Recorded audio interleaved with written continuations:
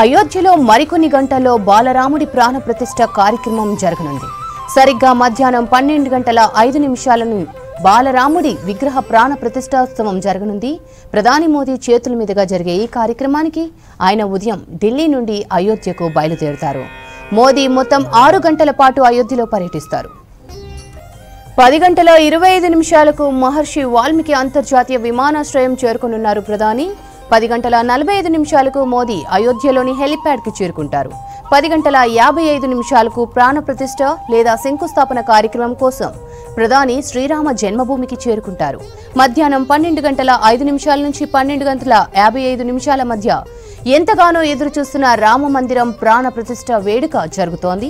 మధ్యాహ్నం 1 గంటకు శంకుస్థాపన పూర్తయిన తరువాత ప్రధాని మోదీ బహిరంగ కార్యక్రమం జరిగే ప్రదేశానికి చేరుకుంటారు.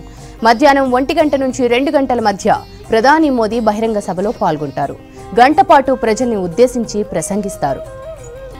మధ్యాహ్నం 2 గంటలకు అయోధ్యలోని కుబేర్తిలా ఆలయంలో ప్రార్థనలు చేస్తారు. అయోధ్యలో ప్రాణ ప్రతిష్ఠ వేడుకల నేపథ్యంలో 11 రోజుల దీక్ష చేపట్టారు ప్రధాని మోదీ. కఠిన నియమాలు పాటించారు. రోజు నేలపైనే నిద్రించారు. కేవలం కొబ్బరి నీళ్లు మాత్రమే తీసుకున్నారు. అలాగే దేశవ్యాప్తంగా దేవాలయాలను సందర్శించి ప్రార్థనలు చేశారు.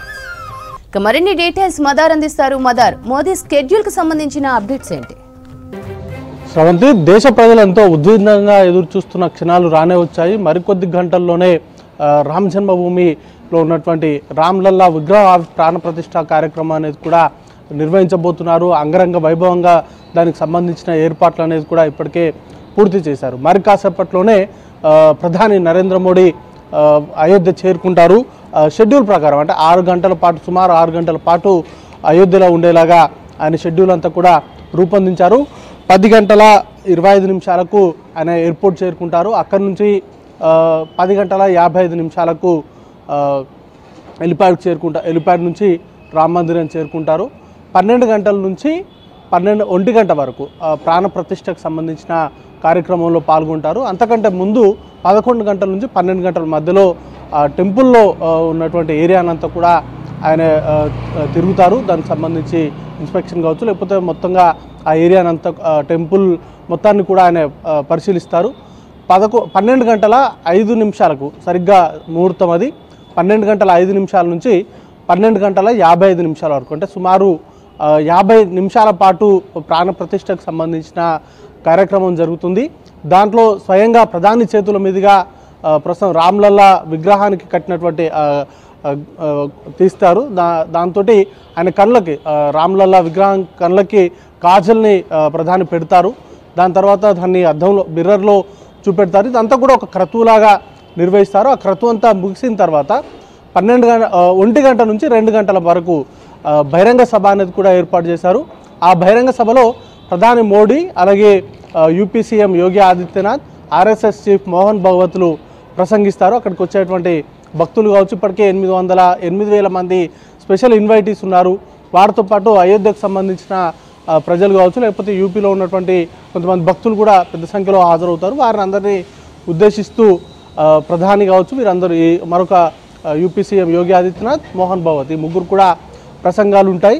వాటి తర్వాత కుబేర్తిలా రామ మందిర ప్రాంగణంలోనే శివ టెంపుల్ని కూడా ఏర్పాటు చేశారు. దానికి సంబంధించిన దాంట్లో కూడా ప్రత్యేక పూజా కార్యక్రమాల్లో ప్రధాని పాల్గొంటారు. అది బహిరంగ సభ ముగిసిన తర్వాత 2:10 శివాలయంలో పూజలు నిర్వహించిన తర్వాత PM షెడ్యూల్ అయితే ముగుస్తుంది. ఇది ఓవరాల్గా ఈ 5 నుంచి 6 గంటల వరకు ప్రధాని రామ జన్మభూమి ఆ ఏరియాలోనే ఉంటారు. ఓవరాల్గా ప్రత్యేక కార్యక్రమాలు, అలాగే వాటికి సంబంధించిన ప్రాణ ప్రతిష్ఠ, ఈ కార్యక్రమాలన్నీ ముగించుకొని ప్రధాని తిరిగి ఢిల్లీకి బయలుదేరుతారు. ఎన్నో ఏర్పాట్లు చేశారు. ప్రత్యేకంగా అక్కడికి వచ్చేటువంటి భక్తుల విషయంలో కావచ్చు, లేకపోతే విఐపీలకు ఎలాంటి ఇబ్బందులు తలెత్తకుండా ఏర్పాట్లు చేశారు. సాంస్కృతిక కార్యక్రమాలు ఏర్పాటు చేశారు. అలాగే వచ్చేటువంటి భక్తులకు ప్రసాదాలు అందించేందుకు ప్రత్యేకమైనటువంటి ఏర్పాట్లు చేశారు. ఇక ప్రధాని టూర్కు సంబంధించి 2-3 రోజుల నుంచే పూర్తి స్థాయిలో సెక్యూరిటీని టైటన్ చేశారు. మొన్న ATSకి సంబంధించి 3 అనుమానితులను కూడా అరెస్ట్ చేసినటువంటి నేపథ్యంలో ఎలాంటి ఇబ్బందులు తలెత్తకుండా భద్రతా పరమైన తీసుకోవాల్సినటువంటి చర్యల విషయంలో కట్టుదిట్టంగా వివరిస్తూనే అక్కడికి వచ్చేటువంటి భక్తులకు కావచ్చు లేకపోతే వివిఐపీలకు ఎలాంటి ఇబ్బందులు తలెత్తకుండా ఏర్పాట్లను చేశారు. పిఎంకు సంబంధించి మరి కాసేపట్లోనే ఆయన చేరుకుంటారు. 10 గంటల 25 నిమిషాలకు కొత్తగా నిర్మించినటువంటి వాల్మీకి మహర్షి ఇంటర్నేషనల్ ఎయిర్పోర్ట్కి చేరుకున్న తర్వాత హెలిప్యాడ్ ద్వారా హెలికాప్టర్లో ప్రత్యేక చాపర్ ద్వారా ఆయన రామ్ జన్మభూమిలో ఏర్పాటు చేసినటువంటి కొత్తగా నిర్మించినటువంటి రామ్ టెంపుల్కి కూడా చేరుకుంటారు. అక్కడి నుంచి క్రతువులకు సంబంధించి ఇటు యోగులు కావచ్చు లేకపోతే మిగతా పూజారులు ప్రత్యేకంగా వాటికి సంబంధించిన ప్రాణ ప్రతిష్టకు సంబంధించిన క్రతువులకు సంబంధించిన పూజలు అనేది కూడా జరుగుతూ ఉన్నాయి.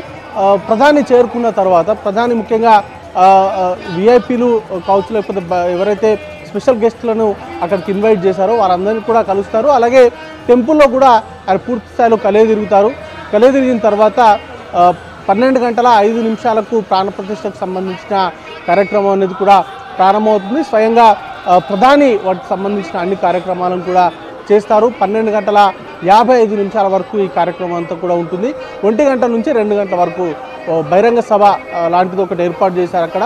దాంట్లో చీఫ్ గెస్టులు ముఖ్యంగా ఈ ముగ్గురు ఆర్ఎస్ఎస్ చీఫ్ మోహన్ భగవత్ అలాగే యూపీ సీఎం యోగి ఆదిత్యనాథ్ ప్రధాని ముగ్గురు కూడా ప్రసంగిస్తారు.